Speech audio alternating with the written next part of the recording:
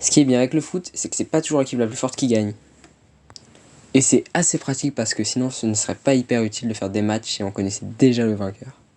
C'est pour ça qu'on va voir aujourd'hui l'une des plus grandes surprises de l'histoire de la Coupe du Monde, le Costa Rica en 2014.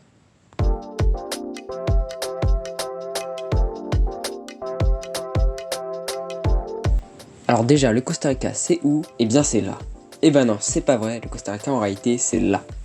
C'est aussi un petit pays, seulement 5 millions d'habitants. C'est pas beaucoup, mais c'est pas une excuse puisque l'Uruguay en a 2 millions de moins et ils ont 2 titres de champion du monde. Bon, après c'était une époque où il y avait 4 participants, mais c'est un autre débat.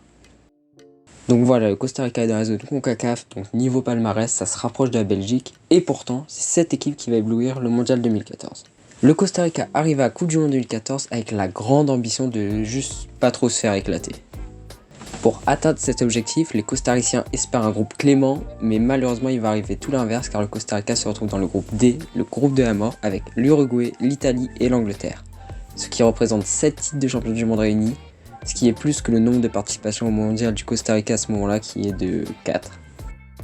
La tricolore débute la Coupe du Monde contre l'Uruguay et encaisse le premier but de la rencontre. Les espoirs costariciens auront duré 20 minutes.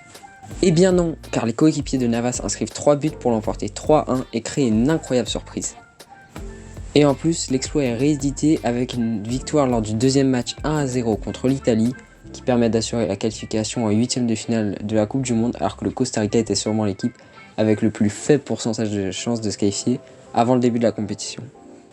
Le Costa Rica va même terminer à la première place du groupe D en résistant à l'Angleterre lors du dernier match de poule. Résultat, match nul 0-0. Pour le second tour, en 8ème de finale, le Costa Rica tombe enfin sur un adversaire facile en tombant sur la Grèce. Et malgré l'ouverture du score de Ruiz, les Ticos se sabotent en étant réduits à 10, puis en concédant l'égalisation dans le temps additionnel de la seconde mi-temps. Mais la chance finit par sourire au vainqueur du groupe D en se qualifiant à l'issue de la séance de tir au but. Pour la première fois de son histoire, la scellée est en quart de finale de la Coupe du Monde. Mais après avoir tenu le 0-0 pendant plus de 120 minutes contre les Pays-Bas, le Costa Rica voit cette fois-ci les tirs au but les éliminer et mettre fin à cette incroyable épopée brésilienne. Voilà comment finit cette histoire qui aurait pu être encore plus belle, mais on peut noter que les Costariciens étaient encore dans le groupe de la mort en 2022 avec l'Espagne, l'Allemagne et le Japon. Et les Ticos avaient encore une fois failli se qualifier, mais Havertz a mis fin à un nouveau rêve. Mais pendant l'espace de 3 minutes, le Japon et le Costa Rica étaient qualifiés, ce qui éliminait l'Espagne et l'Allemagne, ce qui était sûrement le meilleur moment du mondial.